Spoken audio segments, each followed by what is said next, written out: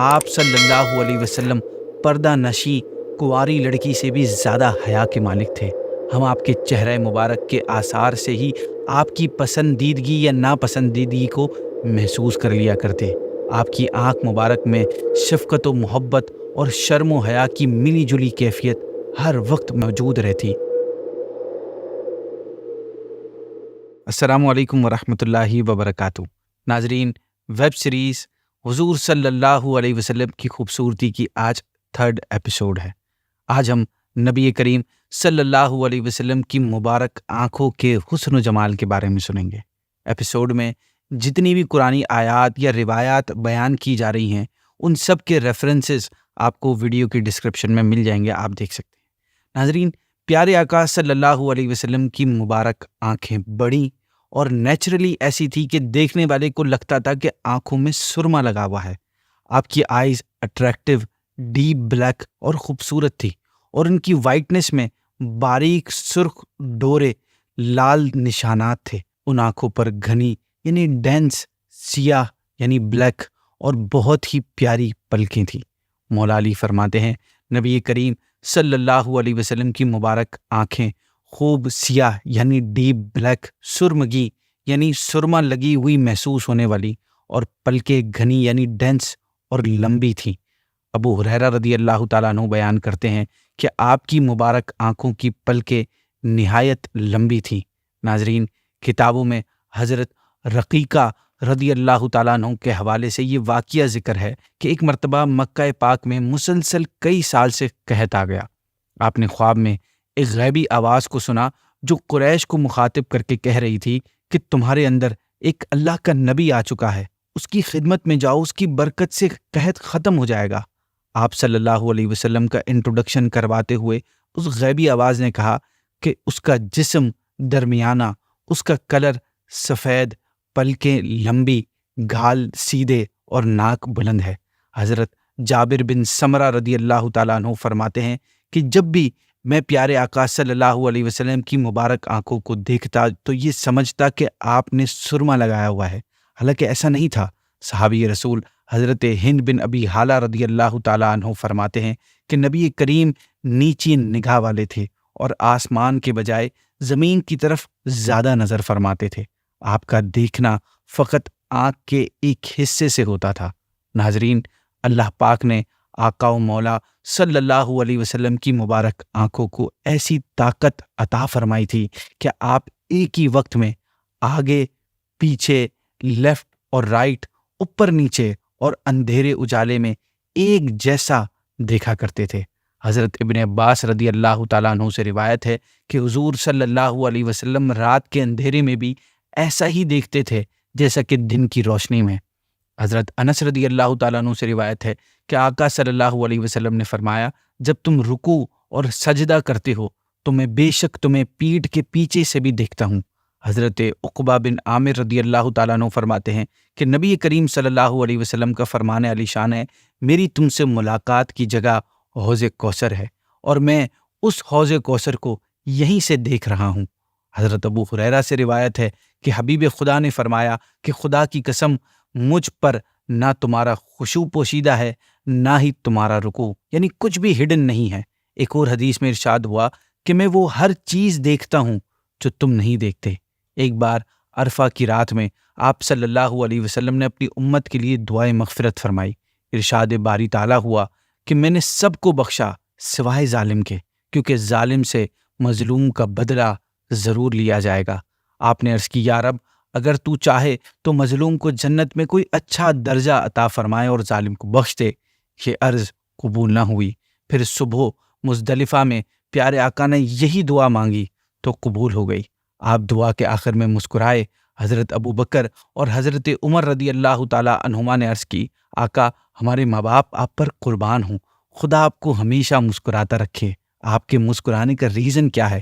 آپ نے ارشاد فرمایا کہ ابلیس کو جب علم ہوا کہ اللہ پاک نے امت کے حق میں میری دعا قبول فرمائی ہے تو میں نے دیکھا کہ وہ حسد کے باعث اپنے سر پر مٹی ڈال رہا ہے اور سخت حسرت و افسوس کر رہا ہے، تو مجھے یہ دیکھ کر میرے چہرے پہ مسکراہٹ آ گئی۔ حضرت ابن عمر رضی اللہ تعالیٰ عنہ سے روایت ہے کہ نبی پاک صلی اللہ علیہ وسلم نے فرمایا کہ اللہ نے میرے لیے دنیا کو ظاہر کر دیا، پس میں دنیا اور جو کچھ دنیا میں قیامت تک ہونے والا ہے سب کو اس طرح دیکھ رہا ہوں جیسے اپنے ہاتھ کی ہتھیلی کو دیکھ رہا ہوں۔ بہت ہی زبردست عاشق رسول، کمال کے شاعر امام احمد رضا خان نے کمال کا شعر ارشاد فرمایا ہے۔ کہتے ہیں کہ سر عرش پر ہے تیری گزر، دل فرش پر ہے تیری نظر، ملکوت و ملک میں کوئی شے نہیں وہ جو تجھ پہ عیاں نہیں۔ سر عرش کا مطلب عرش کے اوپر، ملکوت فرشتوں کے رہنے کی جگہ۔ آپ کہتے ہیں کہ نبی کریم زمین و آسمان ہو یا مکان و لا مکا ہو، کوئی ذرہ ایسا نہیں ہے جو آپ کی نگاہوں کے سامنے نہ ہو۔ ناظرین، یہی وہ کائنات کی واحد اور مبارک آنکھیں ہیں جنہیں اللہ پاک نے اپنے دیدار کا شرف عطا فرمایا کہ ہمارے پیارے آقا نے معراج کی رات جاگتی آنکھوں سے رب کریم کا دیدار کیا۔ یہ شرف نہ تو پہلے کسی آنکھ کو نصیب ہوا، نہ قیامت تک کسی آنکھ کو نصیب ہوگا۔ شاعر نے کیا خوب کہا، اور کوئی غیب کیا تم سے نہاں ہو بھلا، جب نہ خدا ہی چھپا تم پہ کروڑوں درود۔ اور ہاں دیکھو تو اللہ جو صرف غیب نہیں بلکہ سب سے بڑا غیب ہے کہ ہم سے فرشتے غیب ہیں اور فرشتوں سے اللہ غیب، تو جب حضور نے اللہ کو دیکھ لیا تو اور کیا آپ سے پوشیدہ رہا۔ واٹ از ہڈن فرام حضور صلی اللہ علیہ وسلم۔ نبی کریم کی مبارک آنکھیں کمال درجے کی شرم و حیا والی تھیں، ہمیشہ نیچی جھکی رہتی۔ آپ کا طریقہ آنکھوں میں آنکھیں ڈال کر دیکھنا نہیں تھا، بلکہ جب کسی کو دیکھنا ہوتا تو آپ ایک نظر دیکھ کر نگاہ ہٹا لیتے تھے۔ حضرت ابو سعید خدری رضی اللہ تعالیٰ عنہ آپ کی اس مبارک ادا کو ان الفاظ میں بیان کرتے ہیں کہ آپ صلی اللہ علیہ وسلم پردہ نشی کنواری لڑکی سے بھی زیادہ حیا کے مالک تھے۔ ہم آپ کے چہرہ مبارک کے آثار سے ہی آپ کی پسندیدگی یا ناپسندیدگی کو محسوس کر لیا کرتے۔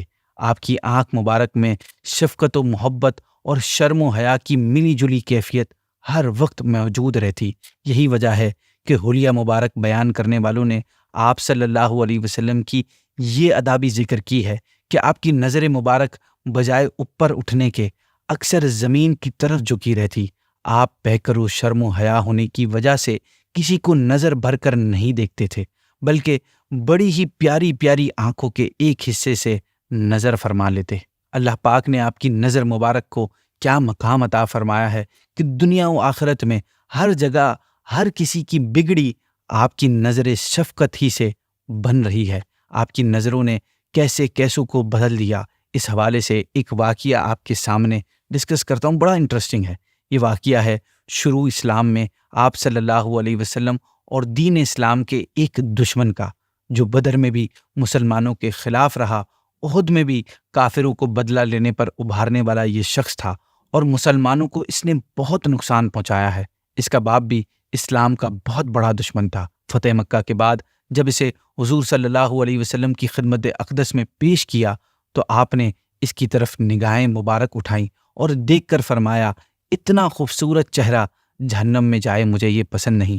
شیخ عبدالحق محدث دہلوی لکھتے ہیں کہ فتح مکہ کے موقع پر اس کے ہاتھوں ایک مسلمان صحابی شہید ہو گئے۔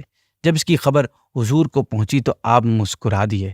مسکرانے کی وجہ پوچھی گئی تو آپ نے فرمایا، عالم غیب میں یہ فیصلہ ہو چکا ہے کہ یہ قاتل اور مقتول یعنی قتل کرنے والا اور قتل ہونے والا دونوں ہاتھوں میں ہاتھ ڈال کر جنت میں جائیں گے۔ اینی اس شخص کے لیے اسلام قبول کرنا بہت مشکل چیز تھی، اس لیے یہ مکے سے بھاگ کر دریا کی طرف چلا گیا۔ جب یہ کشتی میں بیٹھ کر یمن کی طرف روانہ ہوا تو پانی میں طوفان اٹھنے لگا۔ تمام کشتی والے اللہ پاک کی بارگاہ میں فریاد کرنے لگے اور اس سے کہا کہ تو بھی خدا کو یاد کر۔ اس نے کہا، کیا تم اس خدا کی بات کر رہے ہو جس کی طرف محمد دعوت دے رہے ہیں صلی اللہ علیہ وسلم؟ میں تو اس سے بھاگ کر آیا ہوں۔ اس کے بعد جب اس کی نظر کشتی پر پڑی تو کشتی پر اسے یہ قرآنی الفاظ نقش ہوئے دکھائی دیے جن کا ترجمہ ہے، اور تمہاری قوم نے اس کو جھٹلایا حالانکہ حق یہی ہے۔ اس شخص نے اس نقش قرآنی کو خرچنے کی بہت کوشش کی مگر کامیاب نہ ہوا۔ اسی وقت آپ کی نگاہ مبارک کی کرامت ظاہر ہونا شروع ہو گئی، اس کے باطن میں تبدیلی ظاہر ہونا شروع ہو گئی۔ ادھر اس کی وائف جو مسلمان ہو چکی تھی، اس نے آپ صلی اللہ علیہ وسلم سے اس کے لیے امان مانگی۔ آپ نے اسے امان دینے کا اعلان فرما دیا۔